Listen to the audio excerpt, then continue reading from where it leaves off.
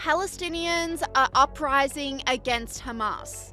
Extraordinary footage has emerged from Gaza today showing thousands of Palestinians marching through the streets and chanting, calling for an end to the terrorist group's rule of the region.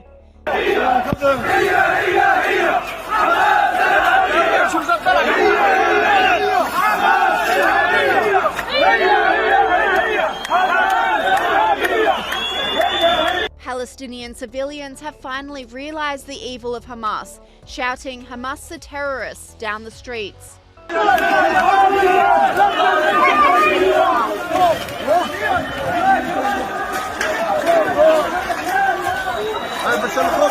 But we haven't seen any of this footage on mainstream media outlets, with this commentator saying, "Before posting this video, I waited 14 hours for BBC and Al Jazeera to air it. They refused. Why? Because it shows Gazans furious at Hamas terrorists using their hospitals as shields, chanting loud and clear, 'Hamas are terrorists.' Yes, that supports Trump's plan to crush the Muslim Brotherhood forces in Gaza. And to the clueless protesters in New York and London, do you still think you understand the Middle East? Think again. Israel and the Arab people now stand side by side against the rapists, the radicals, and the lies." And this commentator agreed, saying, "Massive crowds of Palestinians have taken over the streets of northern Gaza, chanting, 'Down with Hamas. We've had enough, Hamas.'" I dare the New York Times or Mehdi Hassan to report on this. The leftists who have dedicated their lives since the harrowing events of October 7th, 2023 to supporting Palestine are turning a blind eye to the uprising because it does not suit their agenda anymore.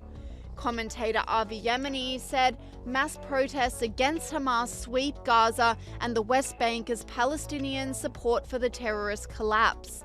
Spare a thought for Western jihadists, leftists and woke right fringes reeling from this betrayal. Free Palestine from Hamas. The display of abandon against Hamas is refreshing, but many are not buying it.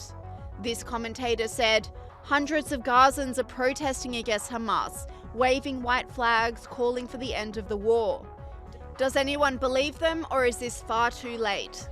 And this commentator agreed, saying, "I'm here to remind everyone that Gazans didn't protest against Hamas on October 7th because they were busy spitting on our dead bodies, hitting them with sticks and parading them on the streets while chanting Allah Akbar.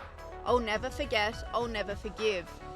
Meanwhile, in the US, progressives continue to support Hamas by flying their flag outside the White House and denouncing Israel.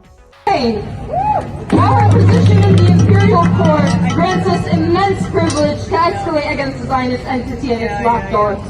Any repercussions we may face pale in comparison to resisting a genocide.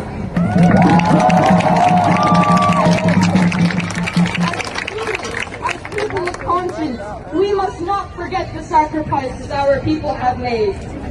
We must honor the valiant people of Gaza through our actions. And we vow to do more than just reject the imperialism our universities are so entrenched. But the Trump administration isn't budging.